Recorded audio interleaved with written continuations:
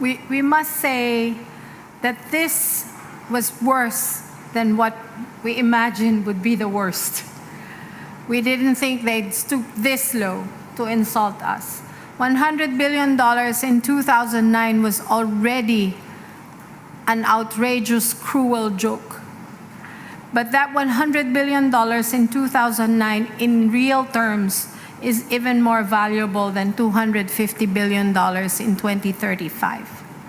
So we're ending up in a far worse situation than we were before this NCQG process. This $250 billion a year is not even just the funds from developed countries to developing countries as the $100 billion was. It's all sorts of finance mixed together.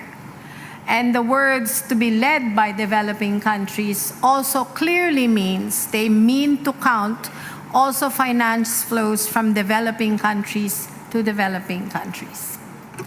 There's many very clever words in this text to get away with a lot of the things that developed country parties were insisting and could not be budged.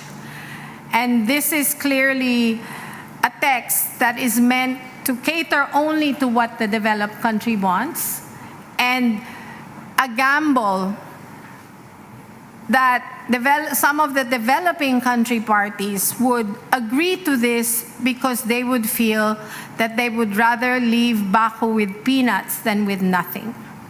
So I echo the call for our developed country party governments to reject this text and demand at the very least that they come back with something that is at least several times closer to what is right and what is just. One of the things that it also insults us in this entire process is that they are reducing us to beggars. We are not begging. This climate finance is what is owed us, and we want our developing country governments to remember that. We cannot accept any more insults.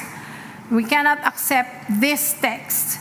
And as Harjeet said, we'd rather fight for something much better for another year than leave Baku with something that doesn't even have a shred of decency. So we call on the developed country parties to demand or walk away. Thank you.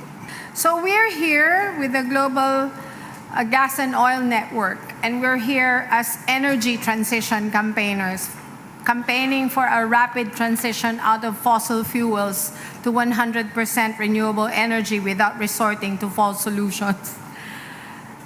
And we're here to say that this bad NCQG text is going to sabotage that effort, that global effort to transition out of fossil fuels as rapidly as we can in a just and equitable way. Because not only does the developing countries need this climate finance to address our loss and damage and our needs for adaptation and building resilience, we need this to be successful in our energy transition to move away from fossil fuels to 100% renewable energy in as just, equitable, and rapid manner as possible. And we are not going to do that just for ourselves.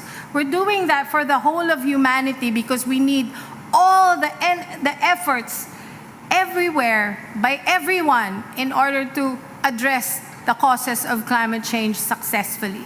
So they are sabotaging that effort for something that is only in their interest and is not even in the interest of their own citizens. So we must really condemn the governments of these developed countries, that they're condemning the rest of humanity, not only the people of the Global South, but everyone.